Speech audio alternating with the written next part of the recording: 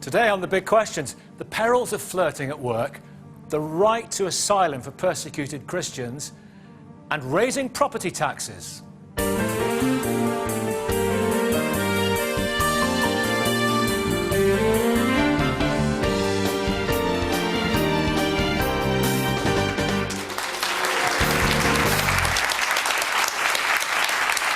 good to see you. Good morning. I'm Nicky Campbell. Welcome to the Big Questions. Today we are live from Appleton Academy in Bradford, so welcome everybody to the Big Questions this morning. Now, last Sunday night, the Golden Globes award ceremony was a sea of black as the nominees and star-studded audience displayed their support of the Time's Up campaign against sexual harassment. But in France, some see things rather differently. 100 French women, led by the actress Catherine Deneuve, dubbed the Me Too campaign Puritanism fueled by hatred of men. Now, they say all they did was touch a knee, try and steal a kiss, or talk about intimate matters. We defend a right to pester, which is vital to sexual freedom. Well, most of us know there's a line between flirting and sexual harassment. Not everybody draws it at the same place. New guidelines for employers issued by the Equality and Human Rights Commission make clear unwanted conduct does not need to be directed at the person offended, but can just be witnessed or overheard. The jokes, looks, gestures, discussing your sex life with someone else, intrusive questions or direct propositions are all potentially unlawful sexual harassment. Is time up for flirting at work? Solicitor Nick Freeman. I mean, Puritanism is a word used there. Are you worried we're entering very, very difficult terrain here? Yes, I think we're about to embark upon a knee-jerk reaction to what's happened in Hollywood, and I think flirting in essence is a very healthy exercise. It's part of our natural dynamic, and to take that away from us destroys part of who we are and what we are. Flirting actually has a very specific definition, and it's something that's playful and not serious. And I accept we need to be sympathetic to the effect it has on the person it's directed to and the people around us, but it stimulates, it energizes, and actually more people meet and marry in the workplace as a consequence of flirting than anywhere else. So, for example, it's much safer than meeting somebody online. So it's a very healthy way of establishing a relationship. You see how people are, you see their true self, you see them under pressure, you see how they respond, you have time with them, and you can then assess and decide, actually, do I want to have a relationship with that person? And the statistics show, and one doesn't want to get involved in statistics, but actually 14% of people get married from meeting at the workplace. And not only do they more get married, but those marriages are much happier. So it's a very important thing. So it's important, and it's playful, and it's innocent. That's what you're saying. But that's the definition of flirting. Harassment is something that is sinister, it's crossed the line, and it certainly shouldn't happen, and it's a criminal offence.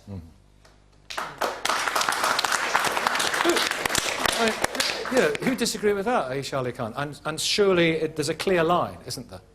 I actually agree with some of what Nick has just said, but what we need to actually establish is the fact that harassment and flirting are two separate matters completely. The Me Too campaign was born out of the Harvey Weinstein scandal. It was to highlight the unwanted sexual harassment and unwanted sexual conduct and advances within the workplace and obviously out as well.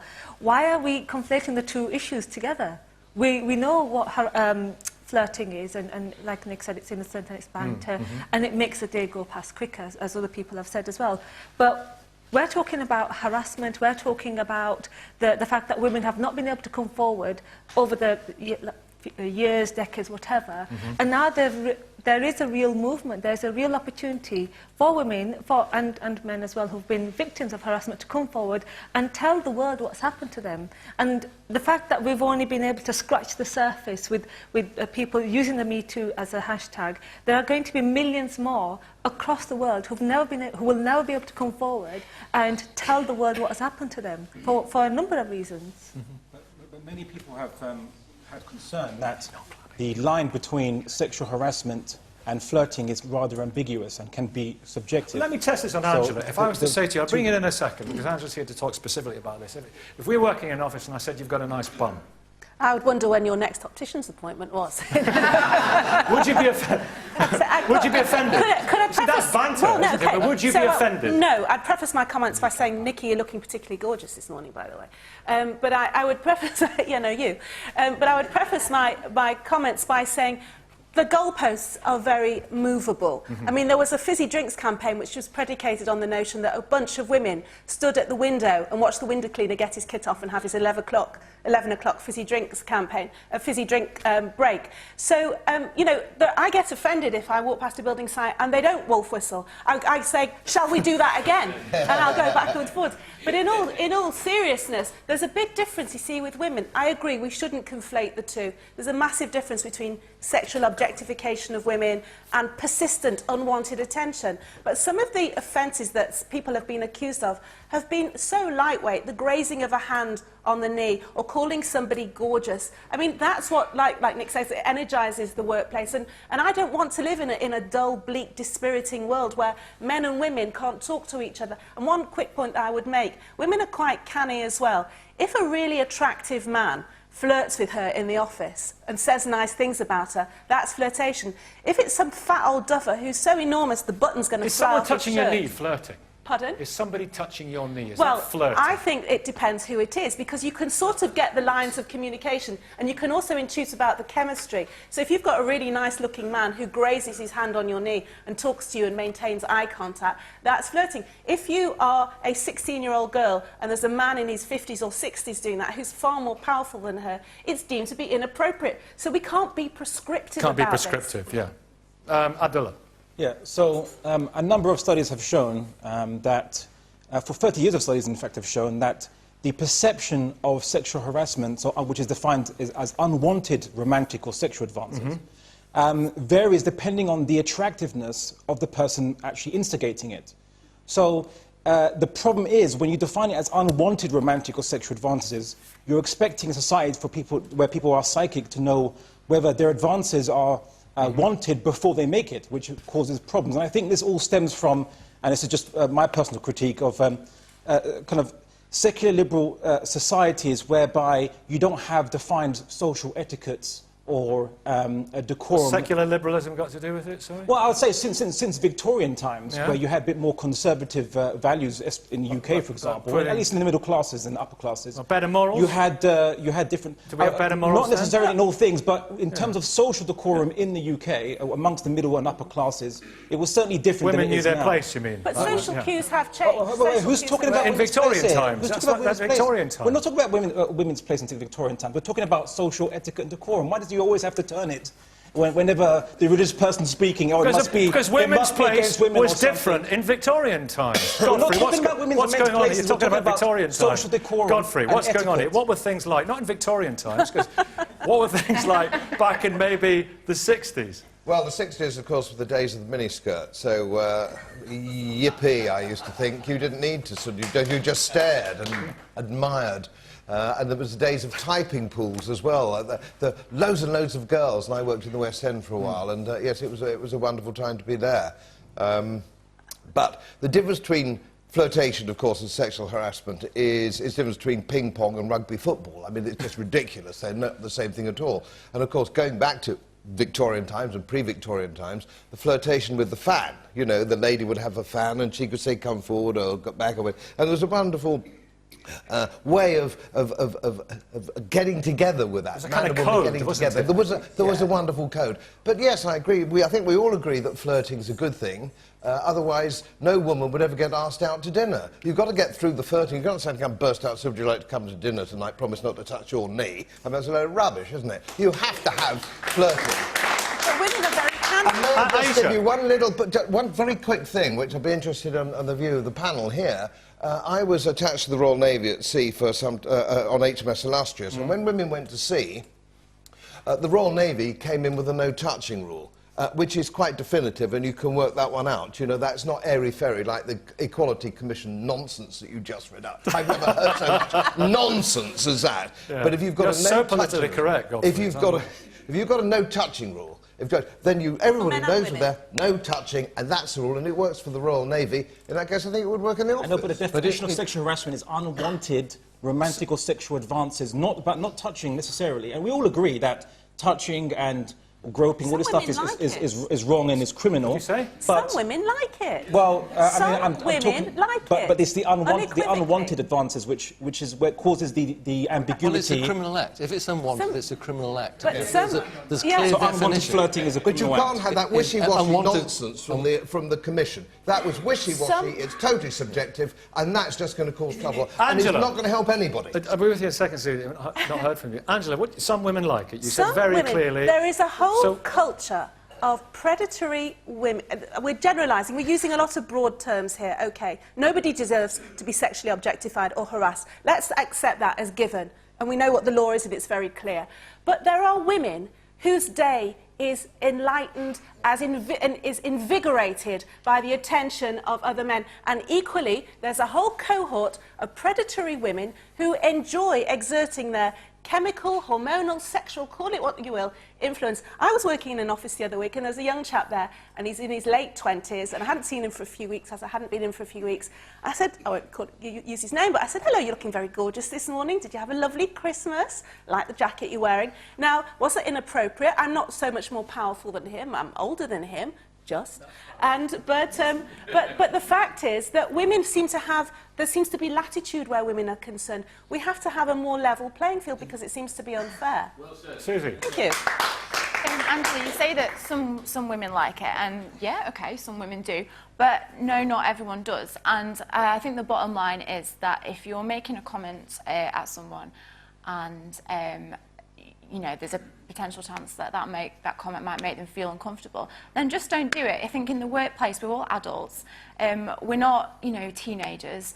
And if you're going to say something that might potentially, you know, you don't know what previous experiences that person may have had that may warrant them to become uncomfortable at something. And if you're going to say something... that about anything. You could say, if they'd just lost their dog the week before, and you saying, oh, I'm having a dog's life at the moment, that might be very upsetting to them. We can't possibly walk around knowing what somebody's background is. We've got to be aware of the effect that what we say and do has on the other person. And if someone suggests something slightly inappropriate to you, and you show it's inappropriate, they should immediately pick up on it, say, oh, I'm sorry about that, I didn't appreciate it, and move on. And then that's fine. It's gentle progress. Not every person feels in a place to do that. You know, sometimes someone might make a comment at a woman or a man that might make them feel uncomfortable, and that not every person at the receiving end of that comment may feel in a position to say, hang on there, that doesn't make me feel very uncomfortable. Can you please not do that? Sooner or later during the day, through the day, we are going to be uncomfortable sometimes. You know, it's not going to kill us, we're not going to die, we're not going to fall over backwards. Sometimes we've just got to be made to feel a little bit uncomfortable, and we roll our sleeves up and get on with it. Yeah, but I can't accept what you've just said, Godfrey. Sorry, I can't accept what you've just said, Godfrey. Nobody has a right to make another person feel uncomfortable, and nobody has a right to say to another person, get over it, it's okay, take it like a man. That's completely unacceptable. If they make a mistake, if it's a genuine, honest, it would be, because otherwise mistake, it will be harassment. Of course, and that's absolutely. A different thing. And I completely agree with you, Nick, there. This could be a third party, though, Aisha. This is what this recommendation is, this new set of regulations. You could see it happening to somebody else, and you could then report it. Would you report it if you saw it happening? Well, the thing is, for me, sexual harassment is very subjective. What's one person's sexual harassment is not for another person. And what outrages me might not outrage somebody else. So we've got to keep that in mind here. But going back to what Angela said, not every single woman wants to be sexually harassed. And not every single person enjoys their attention, unwanted sexual attention from other people. But it's wrong to say things like this because you're giving the message to then everybody. No, because... you're confusing Listen, everybody, be quiet for a second. Angela. No. You're harassing me. No, I want to go to the audience. You're harassing me. Listen. I am the sensitive flower here. Some ladies wanted to talk in the audience, yeah. And it was something Angela said, wasn't it? And I saw you shifting in your seat and shaking your head. It was about the workplace, and we're not teenagers. Well, my workplace has a lot of teenagers. Yeah. It's a college. And therefore, this is a difficult area for us because part of our job is helping those young people learn some of these boundaries before they get into the workplace. So this is a more complex area for us, and one actually that we have to do a lot of observation, we have to give a lot of feedback to students, and we have to deal with potentially very difficult issues. So I feel that this debate needs to take into account that not everybody is good at picking up social cues. Not everybody understands where the boundaries are. And we need to teach people how to say no in a nice way, in a way that respects the other person, but is a no, and a very clear no. It's very difficult territory, isn't it? It is. Anyone else? Yes, sir. Good morning to you. Hello. As an employer, the last thing that I want is a reduction in productivity, because some of my employers don't want to come to work because they're afraid of being harassed. And certainly my own personal moral values come into that, because I wouldn't want to go around harassing people, and I certainly don't want any of my employees to want to be harassed. But it is an absolute minefield when it comes to this new equality legislation. What is acceptable flirting, and the kind of compliments that we're hearing about in the office that might, just edge towards a line of being a bit, to use an old-fashioned word from the 60s, saucy? So, I think a little bit is that all right in the office? Hang on, so let the gentleman answer, then I'll be with you, John. I think flirtation can be healthy. A flick of the hair, a whiff of perfume as somebody's passing by, or a brush of the shoulder is okay. I smelt your scent earlier on. It was very delicious. All of those things are lovely, and I think they make the workplace more enjoyable. However, harassment is not enjoyable by anybody. Isn't it allowing political correctness to get out of hand? Yes. I've worked in offices all my life. I've seen people come in, ladies come in with a new hairstyle, and you want to say, "You look nice today. You've had your hair done. You might have a new outfit. You look great."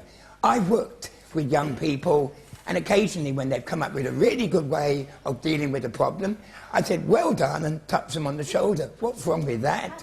This is about political correctness, though. There is nothing politically correct or incorrect about this. This is just about humans treating each other with respect, empathy, and sensitivity, and being adults about it. What's lacking in respect? Go on, John. What's lacking in respect to say that they have a nice hairdo because they've had their hair done? That's disrespectful. Well, I'm afraid it's getting to that stage. Lisa.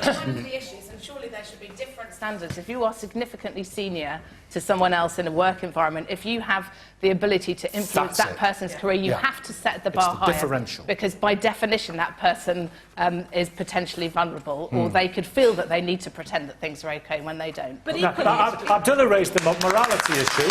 No, I'm going to do it here.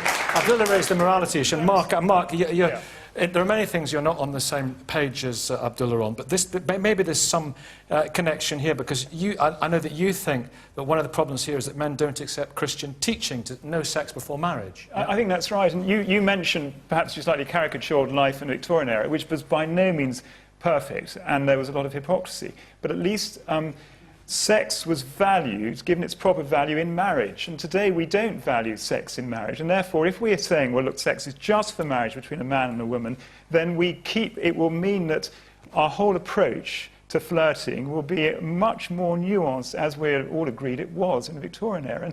And we need to get back to the Bible's teaching. We can't do that. I have to say, one of the problems with Victorianism is it was trying to impose these values on the whole population. The only way to live a truly Christian, God-pleasing life, as Jesus Christ said, you've got to be born again. We have to have a new nature. The old nature we have we see it in people like Harvey Weinstein. Unfortunately, the Bible says that we're all corrupt in our hearts. The way to avoid office flirtation is for all of us to turn back to our Christian roots. No sex before marriage. You can't put handcuffs on natural communication and natural interaction. No. We're humans, and we need, in some way... We're humans, and we're sensual animals. Exactly. No, absolutely. And it stimulates who we are. But once it crosses the line, it's not flirting. Yeah. No sex after marriage. Susie. Well, we've got to value sex in marriage. Speak for yourself. Did you say there's no sex after marriage, Godfrey? There's too much information. Too much information. I was so concentrating on trying to run the discussion here. It just hit me. Sorry, Susie. I did introduce Susie. No one is saying in this campaign that men and women, or men and men, or women and women, no one can flirt with each other in the office. I do agree with you on the level that, there is nothing wrong with flirting. It's harmless. It doesn't even necessarily mean that two people are necessarily want to take their relationship on, you know, to another level. It is harmless sort of interaction. But there is a line between flirting and harassment, and that line is, you know, subjective to every person. And what is, you know, what makes one person feel uncomfortable may not for the next person. And in that case, then just don't do it. I think in terms of... If in doubt. I mean, I think if you're going to make a comment to someone, think, oh, well, you know, is that person giving me some sort of signal that might make me feel, that might make me, you know, that means that comment is warranted. How do you establish that there is... How do you establish that there is a mutual sexual interest? How do you establish that? Well, I think everyone's been in a position where, you know, you've had that mutual connection with someone or a chemistry with someone, and that flirting is just a natural byproduct. Studies have shown that men and women routinely misunderstand and misinterpret each other's cues all the time. Yeah, and this is the problem with the ambiguity in present. My only position here today is be consistent. Either we ban all flirting in the public arena, remove sex from the public arena, full stop, and then have a dedicated system of courtship that can... Or you allow flirting up to the point of criminality. Yeah? So at least be consistent, because if you have this halfway position, you subject everyone to the capricious and unknowable interpretation of every other person, whereby they might be criminalised based purely on how the other person interprets an initial advance, not a repeat exactly advance, right. an initial advance. Exactly No right. one is saying it. No one is saying we should ban flirting, though. Listen, we're out at there's two more debates. You've got plenty more time to express your opinion. There's one, you've had your hand up, and I'd just like one sentence from you what you think about this, because I did try and come to you earlier on. You will have the last word. There's the taboo of sexuality, and obviously there's a natural humanistic nature to be attracted to the opposite sex. We haven't discussed same-sex flirtation, and obviously the campaign about speaking out is the parallel between speaking about flirting and then to the extreme about being abused, and disclosure, and that whole subject matter around disclosure and speaking out, whether it be a male or a female, and then the concept of culture, tradition and religion, because obviously there's different traditional methods of flirting, maybe when you're wearing the hijab or the burqa. So there's a whole dynamics, not just about... We've got about 5 debates worth in that. It was a good one. Thank you very much indeed. Thank you. Now, if you've got something to say about that debate, and many people have many things to say about it, bbc.co.uk/The Big Questions. Follow the link to where you can join in the discussion online. Contribute on Twitter. We're also debating here live this morning at Bradford's Appleton Academy. Should persecuted Christians jump the asylum queue? And would higher council taxes on empty and second homes be fair? So get tweeting and emailing on those topics, and send us any other ideas or thoughts you may have about the show. So this week, the annual World Watch List of countries where Christians face religious persecution was published. It reports how over 200 million Christians worldwide are currently being beaten, killed, forcibly detained, denied education or job opportunities, having their children abducted, their churches and homes bombed and burned. North Korea, Afghanistan, Somalia, Sudan, and Pakistan, the 5 worst offenders. India not far behind. Egypt has risen fast through the ranks in this past year as well. Now, many of the countries listed have strong links to Britain through the Commonwealth or through our shared history. There have been calls to give priority to Christian refugees in America by President Trump, and also in Australia too. Should persecuted Christians jump the asylum queue? Mark Mullins, why should they? Well, everybody who has a risk to their life should be, as a result of their religious views, should be welcomed to this country. There is a problem, though, because if they support the very violence they're fleeing from, then they are going to bring trouble to our country. And I think that's the problem we face. And the problem with Christians... What are you talking about? Who are you talking about? Well, I'm talking about those those who flee persecution by a religious group. They may be their own religious group, and they may support violence to other religious groups. I don't really think I need to name them. We all know who they are, because the debate's not about that. But it is about our own heritage. Now, the reason that we have such an open policy, and rightly have an open policy of tolerance to people of other faiths, is because we go back to the Middle Ages, where a man called William Tyndale translated the Bible because he was determined to get the Bible. Are we still a Christian country? Because most people are not. Well, do you mind if I just quickly finish this point? He, as a result of his translation of the Bible, he was hunted down and killed in 1536, but they couldn't keep the Bible out of this country. And as a result, over the next couple of centuries, the religious wars that ensued led to the 1689 Glorious Revolution and a freedom of religion, the Tolerance Act, in 1689, and that was the beginning of freedom of religion for nonconformists, for Jews, eventually for Roman Catholics. And where we are today, now that is based on our biblical heritage. And so that freedom should make us a special haven, surely, for all of, as you would put it, God's children. What, for example, about... Sorry about pointing at you. No, that's right. I'll try not to point back. Please do. What about, for example, should we not prioritise atheists in Pakistan who are subject to the most disgusting blasphemy laws and are suffering so much? Can I just... Do you mind if I... Why not? First of all, why not prioritise those people? Can I be political and answer, because Pakistan is where Christians, and I know this firsthand, Christians are facing persecution. They are being shot for exercising. So are atheists.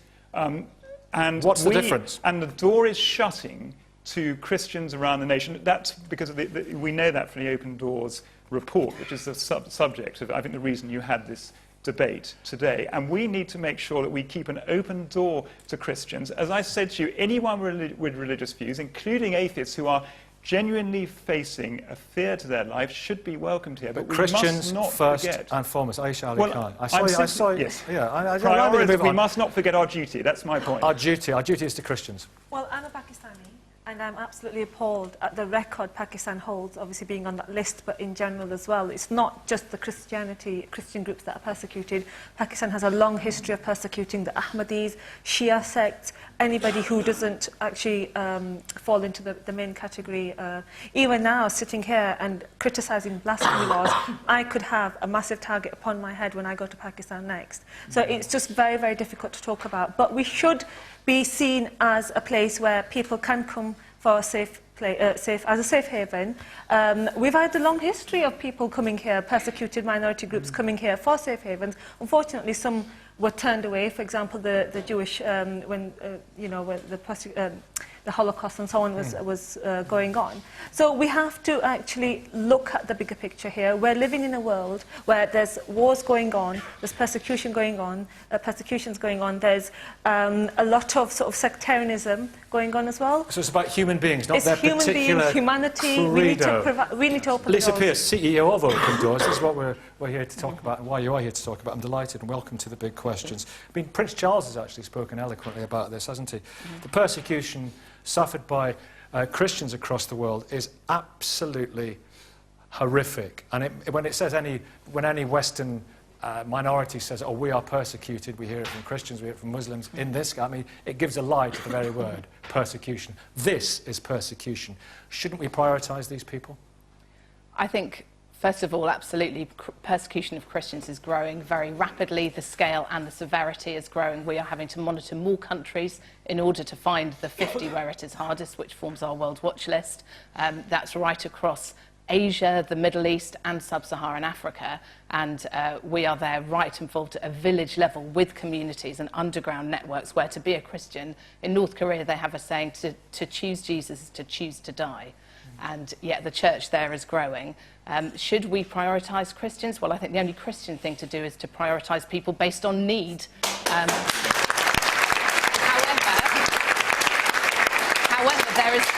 However, you're quite right, awful things happening with that atheist blogger in Saudi who was sentenced to 1,000 lashes. Certainly Christians aren't the only ones suffering, but there is a scale of persecution that is happening to Christians around the world that is enormous at the moment. And so one of the things, and I've been in Iraq and in Beirut where people have fled Syria, and what we often find is that the Christians don't have the mobility or don't have the confidence even to register with the UN to apply to get out of the country. And where the UK is providing aid in places like Nigeria and again into Syria, where that's distributed by often Islamic local governments, actually the Christians Christians aren't accessing the aid. So if we want to be fair, if we want to ensure that Christians are equally heard when considering who should be given asylum, then the UK needs to become much more religiously literate and actually go and make sure that they are hearing from everybody and then choosing on the basis of need. Well, this is as radical Islam increasingly gets a stranglehold in places like Sudan, Somalia and Tunisia. This is more dangerous for Christians. I mean, Abdullah, North Korea, top of the list, as we heard.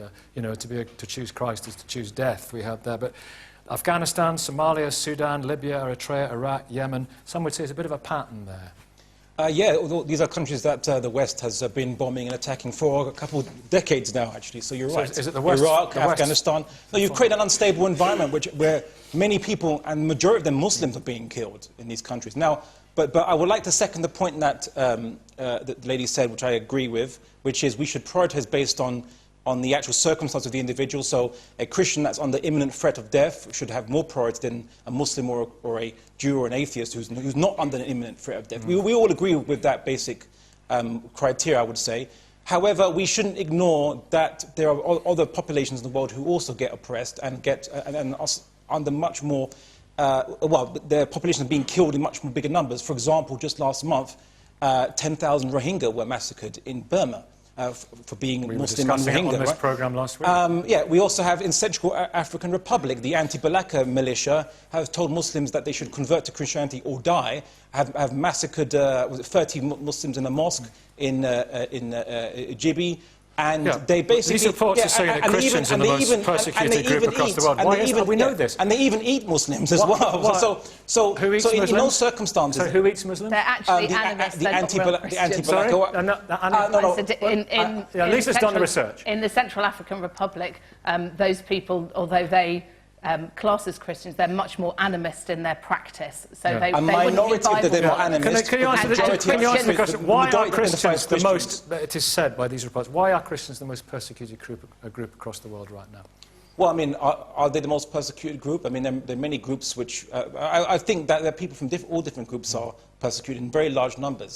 I mean, we have to tally up as to which particular denomination or religion is, but certainly there's groups... Lisa, it's pretty bad for Christians, isn't it? It's pretty bad for Christians, and it's based on literally village-level, detailed research. This isn't people sitting in offices. So in India, Muslims are not persecuted by... Well, no one's saying the Muslims aren't persecuted. I think it's in India... I know, but Lisa... Why are we playing this game as to which... We're not playing a game, we're talking about...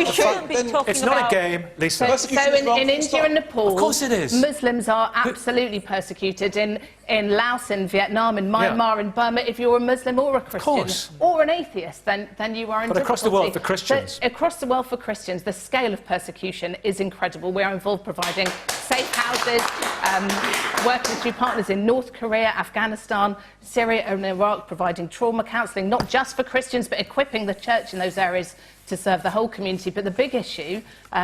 you know, and of course, if you're a Shia in Saudi, you're in trouble. If you're a Sunni in Iran, that's certainly true. So I think the bigger issue is that between us, and it's not about people competing with each other, between us we need to be really serious about establishing an environment where people can have any faith or no faith and be treated with dignity. Absolutely. We'll talk about this because of this report. We'll talk about this because it's something we haven't addressed before, the scale of the persecution of Christians. Godfrey Bloom, you said that Muslim countries should look after Muslims. What do you mean? Well, the point I made here is, first of all, we have to be pragmatic, and you always get a big round of applause and we've got to get everybody in. We've got to just bear in mind that England's one of the most crowded pieces of real estate on the face of the planet. It's a welfare state. I wouldn't run it this way, but it is. So the state's responsible for education, for welfare, for pensions, all sorts of other things. So consequently, there is only a limited amount of people that you can give sanction to. And we need to understand that. We need to be pragmatic. We can't be motherhood and apple pie all the time. So that's something we've got to bear in mind. We've also got to bear in mind that we give vast quantities of aid to these places like Pakistan and Nigeria. Or Bongo land, as you say, Chad or wherever it is. Sorry, just remind us of that, yes. Oh, well... Some of these places are pretty dodgy he must places. have forgotten and basically used the term Bongo, which is Offensive. point... It's offensive then. It's offensive now. Look, the point I'm trying to make... I've forgotten you used that term. Oh dear, well, let's all go and shoot ourselves. No, the point I'm trying to make is... An apology would be fine. Stop... You'll get an apology from me, my dear lady. No, what we've got to understand is we give these people... We're spending £1 billion a month, £1 billion a month in foreign aid. We scatter it all over the globe, but it comes without any caveats. We've got to tell Pakistan there will be no more persecution of Christians, atheists or Ahmadiyas. Otherwise, there's no more money. Nigeria's got to do something about it. We can't go on giving these people money, wringing our hands and bursting into tears. Some of these places are evil and they need sorting out, and they must not have taxpayers' money any longer. These are dog whistle politics here. What you're saying is completely wrong. What you're saying is withdraw cash, withdraw help, actually hold back help, and get these people to sort themselves out. What we need to actually look at is what's happening on the ground, that the lady said people are being persecuted. It's not about separating different groups who are being persecuted into Christianity groups, Muslim groups, and so on. We should actually look at how we can end persecution, full stop. And we shouldn't be saying one person... I think is it the rise of fundamentalism across the world, religious fundamentalism in all its guises? Is that... And the growth... The parallel growth of sheer hatred and intolerance. I think it's definitely a rise of us against them type of politics. Yeah. I think we need to tackle these kinds of politics and the messages that the leaders are putting out. And I include Donald Trump in that list. I thought you might. Let me go to the audience. Let's say, yeah, hang on, we'll just go to the audience. I'll be back with you because we've had some hands up. Gentlemen with the headphones are on, but off at the moment. Yeah. First of all, I wanted to address the person that mentioned that the West is responsible for, essentially, their persecution. Yeah, it's contributed to. Yeah. How would that make sense since they're killing people from their own country? They're not killing people in the West.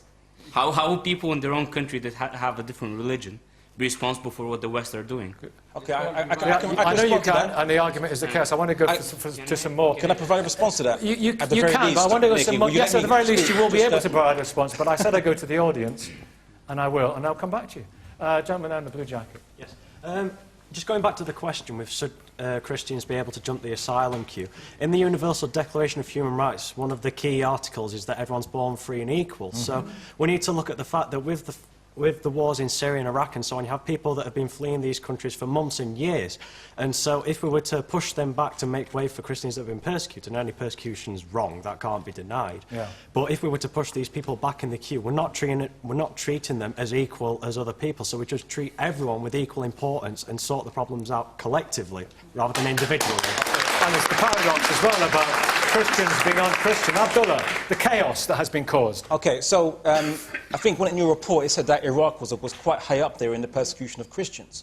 However, under the period of Saddam Hussein, that wasn't the case, right? And if you go even back even further, we see that the oldest Christian communities were in the Middle East, oldest churches. We even had the most famous Catholic saint, what's his name of Damascus? St. John of Damascus. He wrote the first invectives against Islam in medieval Islamic Syria, and nothing happened to him. So Islam, or radical Islam, or whatever you want to call it, is not the issue here. It's these post-colonial countries where you're having sectarian or nationalist or ethnic violence created in the modern era by the imperial powers. And just one other point. In Pakistan, the blasphemy law is not derived from the Sharia. It actually was borrowed, the rough formulation, from the English penal system from the British colonial era. It's not actually from Time to move on. Aisha first. Gentleman there. Yeah, go on. Hi. Hi. Just respond to that. This is in response to that. Yeah, well, I will do. I mean, clearly, it's obviously should be based on need. You know, from a legal perspective, a moral perspective, a British values perspective, a Christian perspective, it should be based on need. And I think there's large consensus here for that. It's very important to note, in terms of things like blasphemy, though, we have 13 countries in the world where blasphemy and apostasy, where it can actually be, you can actually be murdered by the state or by Muslims for leaving your religion or being non-religious. And I'm very glad you mentioned that whole point. And the UN Special Rapporteur on religion actually said that atheists suffer some of the most intense persecution. Now, obviously, we shouldn't be getting into this competition who's the most persecuted. The broader question is that we need to have compassion and humanity. But we need to understand that there are different things around the world, and we need to be challenging these structures. Yeah, thank you very much. Aisha, You were doing a little bit of eye-rolling when Abdullah was talking. What was that? I think that this notion, I mean, you've mentioned the fact that the blasphemy laws in Pakistan were a byproduct or something that was carried into when the new state was formed. Borrowed. Shouldn't we be moving on now? Why do we need to actually feel so insecure about our religion that if somebody makes a comment, we have to be outraged and we have to lynch that person? I'm all for repealing all the imperial interpolations into Muslim Take the term imperialism or whatever out of the conversation. Let's talk about what is actually wrong, okay, morally wrong or whatever wrong. No, but that's what we are talking about. And I'm saying what's wrong is that in many of these secular nation states, we're seeing sectarianism where historically prior to the whole blasphemy is essentially the fault of the West but it's our fault for keeping it in transplanting right these now. attitudes. We need to get rid of it now. For the blasphemy law, yes. Charlie Hebdo is the West's fault, is it? Charlie Hebdo is the West's fault. Can I just say there's a very clear pattern. Sorry, Charlie Hebdo. Charlie Hebdo, that's the fault of the West, because that was people who interpreted blasphemy laws and saw that as blasphemous. So you're saying if blasphemy is the fault of the West... Well, Charlie Hebdo is not the result of the application people's interpretation of blasphemy law. We're talking about the Middle East and the Muslim one. You're mentioning blasphemy laws. We're not talking about what happened in France and the internal dynamics. That was seen as blasphemous. Sorry? That was seen as blasphemous. It was seen as contravening... I don't think the attackers cited a blasphemy law in any particular Muslim country. The reason that motivated them. The kosher supermarket, the people that carried out the...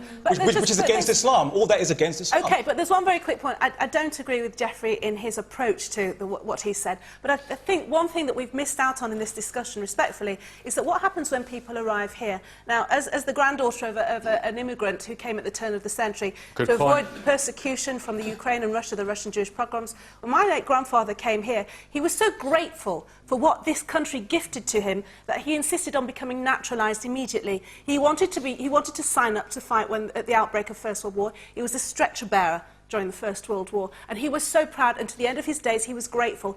And I think, obviously, the first thing is there's no such thing as competitive suffering. No drop of blood is more painful than somebody else's. We've agreed on that. But once you come to this country, we have so many difficulties with racial tensions, with ghettoisations from all different ethnicities. People have to come here and respect British values. And once we've assessed that somebody has a right to come here because of their level of suffering and persecution, they then have to say, OK, now you're here, respect the way the British people live. Right, thank you very much indeed. We'll get on to what the heck British values are at some stage. We've done that before as well. You can join in all the debates this morning. Log on to bbc.co.uk/thebigquestions.